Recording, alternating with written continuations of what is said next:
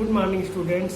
आज हम अध्ययन करेंगे मानव की उत्पत्ति एवं विकास के बारे में, origin and development of human. तो सबसे पहले हम इस बात पर चर्चा करेंगे कि मानव की परिभाषा क्या है।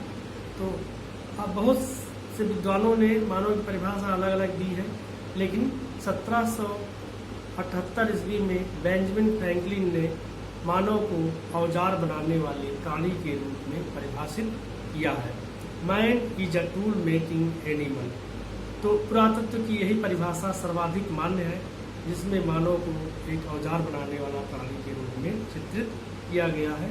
मानव जो है वह अपने उद्देश्यों की प्राप्ति के लिए तरह तरह के औजारों का निर्माण करता है और वह अपने इन औजारों के माध्यम से अपने भविष्य में सुधार कर सकता है।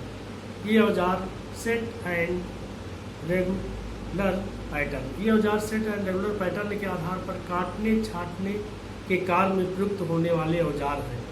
इस प्रकार के औजारों का प्रयोग वो करता है। और भी देखिए, औजारों को बनाने के लिए सिर्फ यही नहीं ज़रूरत है, बल्कि और कुछ चीज़ों की ज़रूरत है। और आज तक जितने अध्ययन हुए हैं उसमें पाया गया है कि औजार बनाने की क्षमता सिर्फ मानव के अंदर है, कपियों के अंदर या एप के अंदर यह पावर नहीं है। एप की केवल कुछ ही परिस्थितियों में तात्कालिक उद्देश्यों की प्राप्ति के लिए अगर उनको बंदी बनाकर रखा गया है तो वे औजार बना सकते हैं, लेकिन वो तात्कालिक भविष्य के लिए कोई औजार वो नहीं बना सकते। तो ये जो विशेषताएं हैं जो मानव को औजार बनाने की योग्य बनाती हैं वह इस प्रकार हैं। ये विशेषताएं हैं सीधा खड़ा रहने की क्षमता और तेज चलने की क्षमता, मतलब सीधा खड़े होकर के तेज चलने की क्षमता।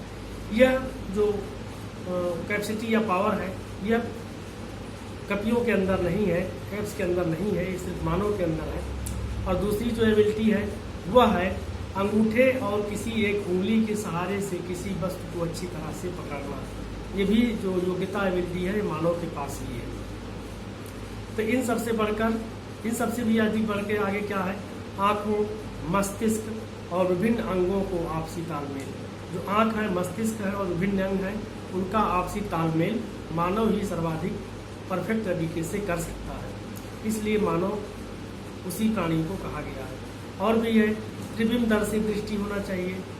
त्रिबिंबदर्शी दृष्टि का मतलब ये है स्टीरियोस्कोपिक विजन, मतलब उसको त्रिबिंबदर्शी दृष्टि होना चाहिए। वो अपने तीन तरफ देख सकता है, तीन तरफ अपने वो देख सकता है, पीछे की तरफ नहीं देख सकता, अगल बगल और सामने वो देख सकता है। इसीलिए उसको त्रिबिंबदर्शी दृष्टि वाला कहा गया है या स्टीरियोस्कोपिक विजन वाला कहा गया है। उपकरणों एवं औजारों के निर्माण का प्रयोग की दृष्टि से सर्वाधिक महत्वपूर्ण है। अभी तक जीव विज्ञान विदों ने कपियों पर जितने प्रयोग किए हैं उसमें पाया गया है कि कपि औजार निर्माण में सक्षम नहीं है। अब हम बात करेंगे मानव की कौन कौन से मानव की स्पीसीज हैं या कौन कौन से मानव के वर्ग हैं। तो हम वर्तमान मानव जिस वर्ग से है उसको होमो सैपियंस बोला जाता है या मेधावी मानव बोला जाता है। और जो आज का मेधावी मानव है वह होमो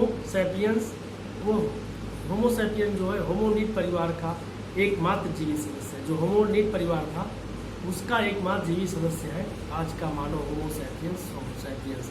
लेकिन होमिनिडों की अनेक स्पीसीज के संबंध में पुरापाषाणविदों के पास जीवाश्म संबंधी प्राण उपलब्ध है। मतलब जो ये होमोनिड है, मतलब जिसमें से हम लोग भी एक हैं, होमो सैपियंस, इसके बहुत सारे स्पीसीज उपलब्ध हैं। तो यह धारणा दिनों दिन प्रबलतर होती जा रही है कि होमोनिडों के केवल दो प्रमाणिक जेनरा हैं। दो इसमें प्रमाणिक जेनरा हैं होमोनिडों की। पहला है ऑस्ट्रेलोपिथेकस और दूसरा है होमो कहा जाता है। पहला को ऑस्ट्रेलोपिथेकस कहा जाता है, दूसरे को होमो कहा जाता है। इस नवीन वर्गीकरण के अनुसार जीवाश्म को पहले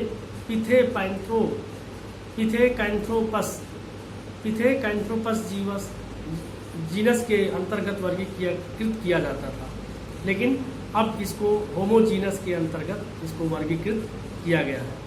तो मानव का सर्वप्रथम जो उद्भव है वो कहाँ हुआ, तो इसके बारे में विद्वान लोग कहते हैं कि मानव का सर्वप्रथम जो उद्भव है वह अफ्रीका महाद्वीप में हुआ। और वैसे तो इस संबंध में निश्चित रूप से कुछ ज्ञात नहीं, लेकिन अभी तक जो प्रमाण उपलब्ध हुए हैं उनके आधार पर इसे प्रातःनूतन काल में मानव का उद्भव माना जाता है। प्रातःनूतन काल आज से 20 से 30 लाख वर्ष पूर्व माना जाता है कि आज से 20 से 30 लाख वर्ष पूर्व प्रातःनूतन काल था और उस समय मानव का उद्भव हुआ। और जो मानव का उद्भव हुआ उसे ऑस्ट्रेलोपिथेकस कहा जाता है। ऑस्ट्रेलोपिथेकस इसलिए कहते हैं कि ऑस्ट्रल मतलब होता है दक्षिण, तो ये दक्षिणी गोलार्ध में हुआ था और ये दक्षिण अफ्रीका के ट्रांसवाल नामक क्षेत्र में, जहाँ पर टैंगा क्षेत्र स्थित है, वहाँ पर ये एक बच्चे की खोपड़ी पाई गई थी। उसी के आधार पर इसको ऑस्ट्रेलोपिथेकस कहा जाता है। और जो हमारा नवीनतम, जो हमारा नज़दीकी पूर्वज है वो यही ऑस्ट्रेलोपिथेकस है।